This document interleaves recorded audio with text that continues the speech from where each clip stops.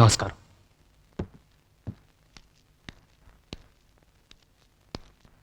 కూర్చోండి.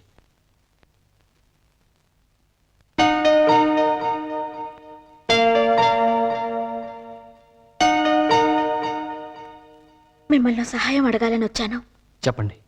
ఆయనకి బిజినెస్లో బాగా నష్టం వచ్చింది. ఫ్యాక్టరీ మూసేశారు. 6 నెలల నుంచి ఖాళీగా ఉన్నారు. మీ షుగర్ ఫ్యాక్టరీకి మార్కెటింగ్ మేనేజర్ కావాలని పేపర్లో ఇచ్చిన ప్రకటన చూశాను. ఆ ఉద్యోగం మా ఆయనకి ఇచ్చారంటే మాకెంతో మేలు చేసిన వారవుతారు. స్వప్న, నువ్వు వెళ్ళి ఆవిడ కాఫీ తీసుకురా.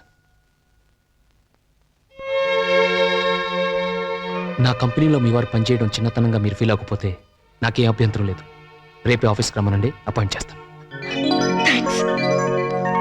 నాకు ఆఫీస్కి టైం అయింది, మీరు మాట్లాడుతూ ఉండండి. వస్తాను. నమస్తే.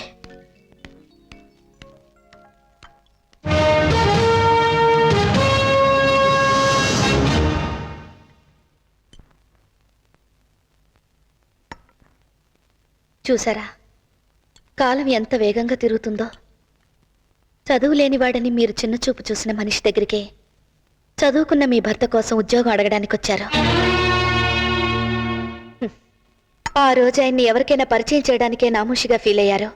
కానీ ఈరోజు ఆయన పరిచయం కోసం ఎంతో మంది విఐపీలు ఎదురు చూస్తున్నారు.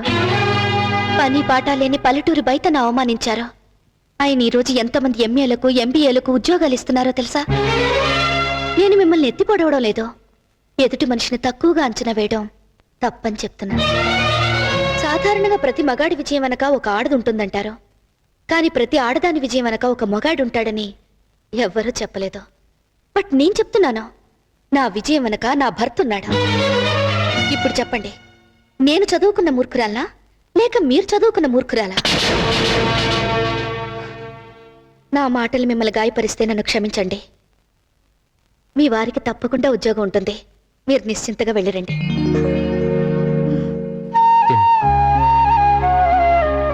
బాగుందా? ఇది కొడితే ఇంకా చాలు ఫ్రెండు. ఫ్రెండు ఇవాళ కూడా ఏనుగొస్తుందా ఫ్రెండు? ఇప్పుడు నీకు ఏనుగు ఎక్కాలనుందా? అవును.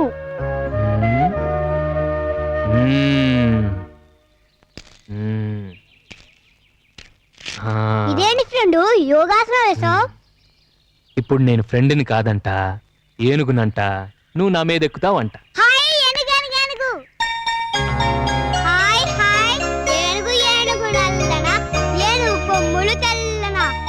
ఏనుగు మీద రాముడు ఎంతో చక్కని దేవుడు.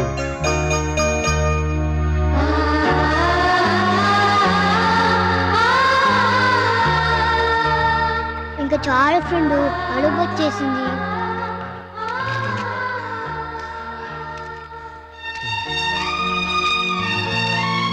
అమ్మయ్యా.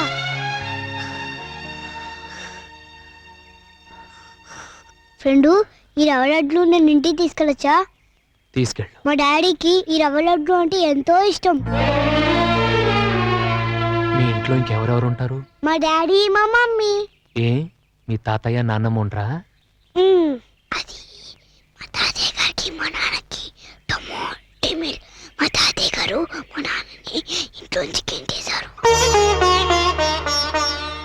మీ తాతయ్య అంత దుర్మార్గుడా? చచ్చా, మా తాతయ్య గారు చాలా మంచివాడంట. మా డాడీ స్కూల్ కలవకుండా గోళీలు గూటు బిళ్ళలు ఆడుకుంటూ తిరిగేవాడంట. నువ్వే చెప్పు ఫ్రెండ్, నేను కూడా చదువుకోకుండా బ్యాట్ బాల్ లాగా తిరుగుతుంటే మా నాన్నకి కోపం రాదు? మా తాతయ్య గారు చూడాలని ఎంతో ఆశగా ఉంది ఫ్రెండు. కానీ వీలు కాదు. ఏం చేస్తాం ఫ్రెండు, ఇది ఉండాలి.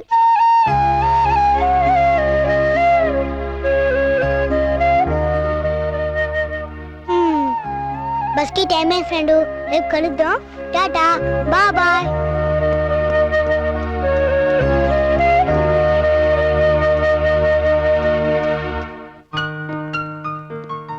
డాడీ, మీకు రవ్వ లడ్డు అంటే చాలా ఇష్టం కదా, ఇదిగో తినండి.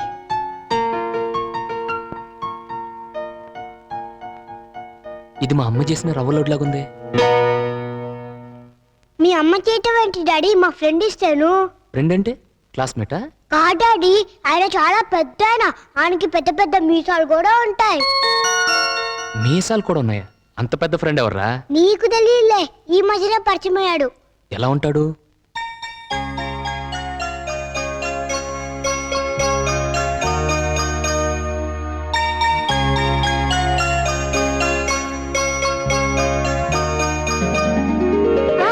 ఒక్క నిమిషం డాడీ.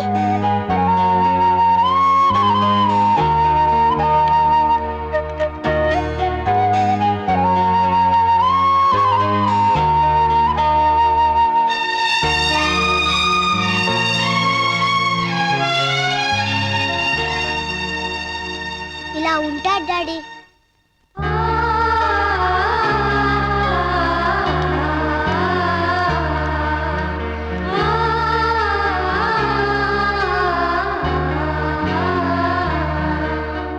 డాడీ, మా ఫ్రెండ్ అచ్చు నీలాగా ఉన్నాడు కదూ. లేదురా, నేనే ఆయనలాగున్నాను. చూడు బాబు, మీ ఫ్రెండ్ మనకు దేవుడితో సమానం. ఆయన్ని నువ్వు గివ్వు అంటూ అమర్యాదగా మాట్లాడకూడదు. ఇక మీదట ఎప్పుడు కనిపించినా 2 చేతులతో నమస్కారం పెట్టాలి. అర్థమైందా? అలాగే డాడీ. గుడ్.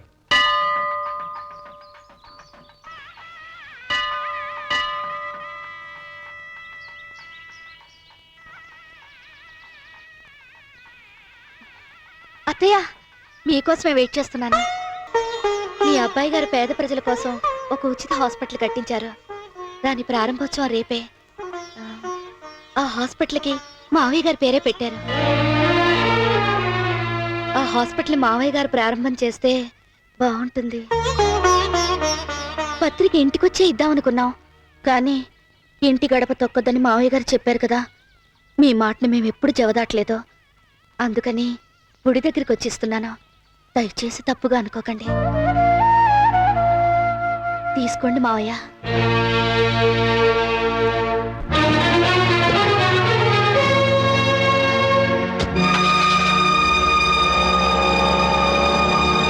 చోకుడు రోడ్డుకి ఇరువైపులా చెట్లు నాటించెను. చూడు, భాను కట్టించిన హాస్పిటల్ ఓపెనింగ్ ఈ రోజే. నేను అక్కడికి వెళ్తున్నాను. నాన్నగారు అడిగితే షేవింగ్ చేయించుకోవడానికి బయటకు వెళ్ళానని చెప్పు.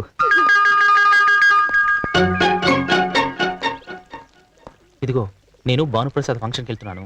నాన్నగారు అడిగితే షేవింగ్ చేయించుకోవడానికి వెళ్ళాను చెప్పు.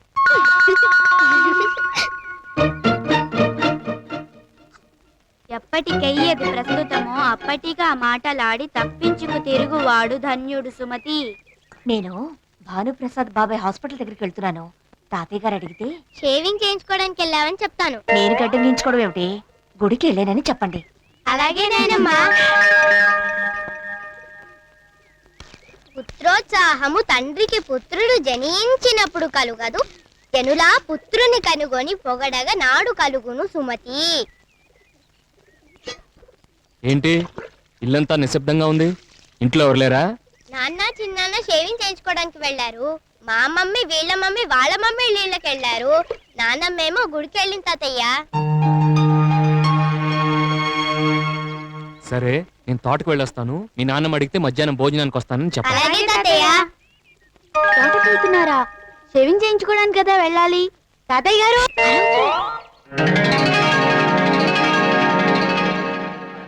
ఏమండి, టైం అయింది, ఇంకా మావయ్య గారు రాలేదు. తప్పకుండా వస్తాడు, నాకు ఆ నమ్మకం ఉంది. నమస్కారం, కూర్చోండి. హలో. హలో.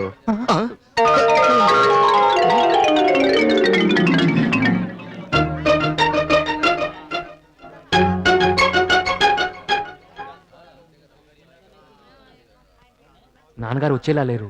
ఇప్పుడు ప్రారంభోత్సవం ఎలా? ఉండు బావా, నేను కవర్ చేస్తాను.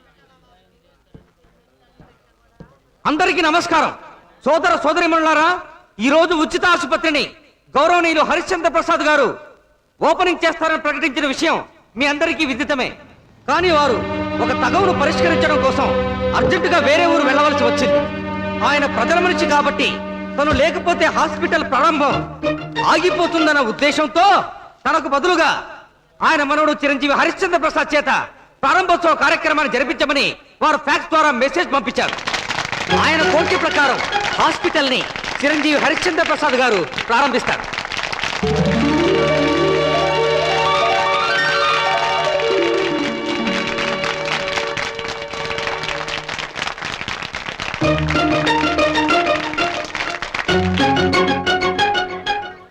అందరికీ నమస్కారం. ఇంతకు ముందు గౌరవనీయులు జడ్జి గారు మాట్లాడినప్పుడు నేను కృషికి మారిపోయానని ఎంతో మందికి ఆదర్శం అని నా గురించి గొప్పగా చెప్పారు. కానీ ఒకప్పుడు నేను పని పాట లేకుండా తిరిగిన వాడిని.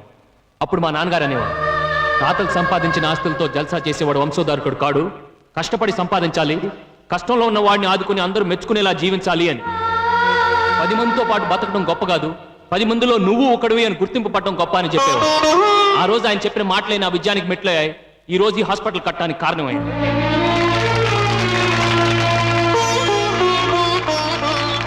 ఉలి దెబ్బకు బాధపడితే శిల్పం కాలేదు, దున్నేటప్పుడు బాధపడితే నేల కడుపున బంగారం పండదు. అలాగే తండ్రి కొట్టాడనో తిట్టాడనో పగ పెంచుకుంటే ఏ కొడుకు అభివృద్ధిలోకి రాలేడు.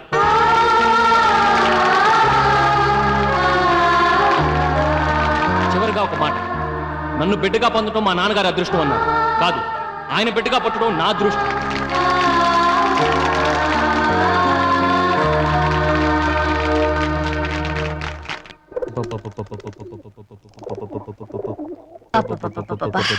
ఏం జనం, ఏం చప్పట్లు. దేని గురించి మాట్లాడుతున్నావు? అదే మన భానుప్రసాద్ హాస్పిటల్ ప్రారంభోత్సవం చేశాడు కదా, దాని గురించి. ఓహో, నువ్వు వెళ్ళొచ్చావు కావాలా? ఆ, ఆ, నేనెందుకు వెళ్తాను? పక్కింటి శ్రీ మహాలక్ష్మి గారు వెళ్ళారట, ఆవిడ చెప్పింది. మీటింగ్ లో వాడు మాటి మాటికి మీ పేరే తలుచుకున్నాడంట. మా నాన్నగారి కోరిక ప్రకారమే ఈ హాస్పిటల్ కట్టించాను, నేను ఎదగడానికి, ఎన్నో సాధించడానికి ఆయన ఆశీర్వాద బలమే కారణమని గొప్పగా చెప్పాడంట. అది ఇంకొక మాట ఏదో చెప్పిందే. ఆ ఉలి దెబ్బలకి బాధపడితే రాయి రోలవుతుందా, దున్నేటప్పుడు. అరే అది అలా కాదు. ఉలి దెబ్బకు బాధపడితే శిల్పం కాలేదు, దున్నేటప్పుడు బాధపడితే నేల కడుపున బంగారం పండదు. అది అవును, అది మీకెలా తెలుసు? ఎలా అంటే అది పెద్దలు చెప్పిన మాట. ఎవరు చెప్పినా మాట మారుతుందా, అర్థం మారుతుందా?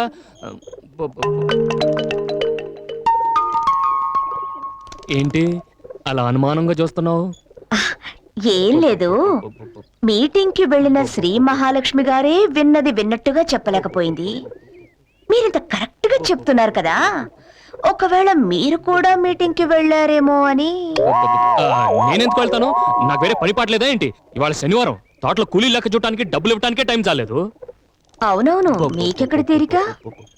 మీకు వెళ్లే తీరిక లేక ఈ పై పంచిని మీటింగ్ కి పంపించారా?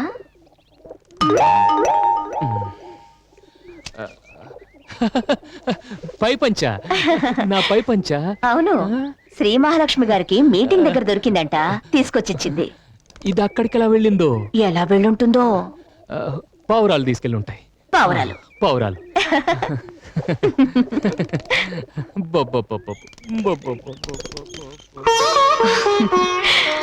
దొంగ పావురాయ్.